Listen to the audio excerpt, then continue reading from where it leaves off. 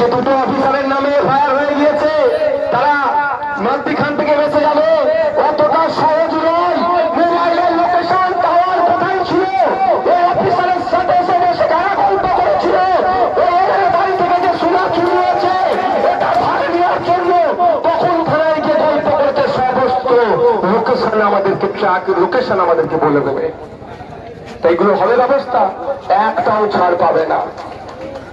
পঞ্চায়েতের প্রধান উপপ্রধান হতে পারো তুমি, পঞ্চায়েত সমিতির সভাপতি হতে পারেন আপনি, অঞ্চল তৃণমূলের অঞ্চল সভাপতি হতে পারেন আপনি, আপনার ডেজিগনেশন যেটা আছে আমি সেটাকে সম্মান দিয়ে বলছি।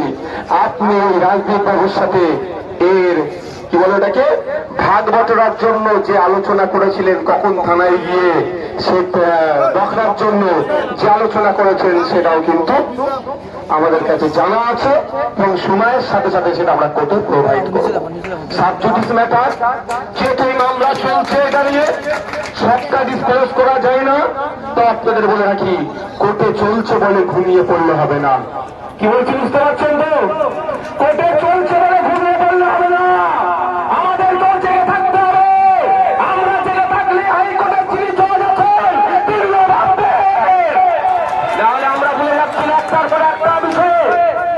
আপনি জানেন হয়তো জানেন না, আমি ওর মায়ের সাথে কথা বলেছিলাম।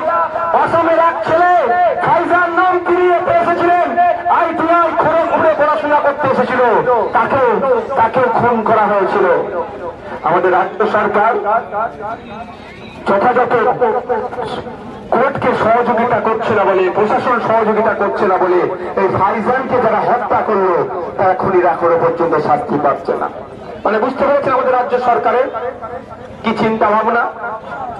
আর আপনাদের একটা কথা বলি, এইসব যে ঘটনাগুলো ঘটছে দেখছেন না, ইসরাত আলমকে পিটিয়ে মারল, আপনার নিউ টাউনে কি মন্ডল নাম হয়েছে 22 বছরের একটা যুবক, তাকে পিটিয়ে মারল, এই থানায় ডেকে নিয়ে এসে এই অত্যাচার করে পিটিয়ে মারল। আপনাদের বলি এইগুলো কিন্তু একটা আসতে ভাই আসতে, যে দেবে চাইছে তাকে যেতে দাও। এই ধরো এটা কিন্তু আপনাদের মাথায় রাখতে হবে, একটা ভয়ের বাতাবরণ তৈরি করা হচ্ছে। এটা আগামী দিনে যাওয়ার দরকার নয়, গেলে হয়তো ক্ষতি করে দেবে। আর ঘরের মধ্যে আপনাদেরকে আটকে রাখার জন্য একটা পরিকল্পনা চলছে, এটা একটা প্ল্যানমাফিক অর্গানাইজ হয়েছে। এই ধরনের মার্ডারগুলো এরা করছে।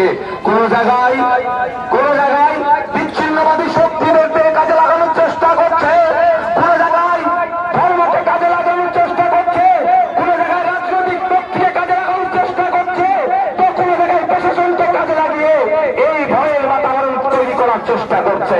তাই বলব যারা উপস্থিত হয়েছেন, এত ভয়কে উপেক্ষা করে এই দৃষ্টি মাথায় দিয়ে আপনাদের উপস্থিতি বুঝিয়ে দিচ্ছে আগামী দিনে যে আমরা আমাদের আবু সিদ্দিক হালদারের যারা খুনি তারা সর্বোচ্চ শাস্তি পাবে, তার ভরসা আপনারা এখান থেকে যোগাচ্ছেন আমাদেরকে।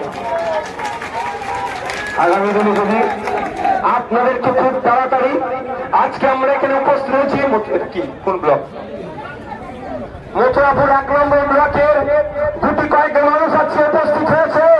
প্রয়োজনে প্রয়োজন নয়, আগামী দিনে সারা রাজ্যে যেভাবে গণহত্যা চলছে, গণপিটুনি চলছে, এই পুলিশের ওভার অ্যাকশন হচ্ছে, পুলিশ থানায় ডেকে নিয়ে গিয়ে বসিয়ে মিথ্যা কেস দিয়ে মামলা করাচ্ছে বা কোনো জায়গায় উদ্ধারের নামে পিটিয়ে মেরে দিচ্ছে।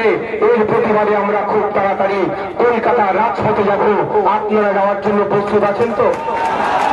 আমার পক্ষে এখান থেকে আপনাদের কাছে রাখতে চাই, রাজ্যের প্রশাসনের যিনি সর্বোচ্চ ক্ষমতা আছে, যিনি পুলিশ মন্ত্রী আছে, তার কাছে রাখতে চাই যাদের নামে এফআইআর হয়েছে, এফআইআর কপিতে যাদের নাম আছে, সেই এসআই থেকে শুরু করে আর যারা আছে এখনো পর্যন্ত তাদেরকে গ্রেপ্তার করা হলো না কেন, এর জবাব কিন্তু ভোলার মানুষ নয়, সারা রাজ্যের মানুষের কাছে মমতা ব্যানার্জি তথা পুলিশ মন্ত্রীকে দিতে হবে।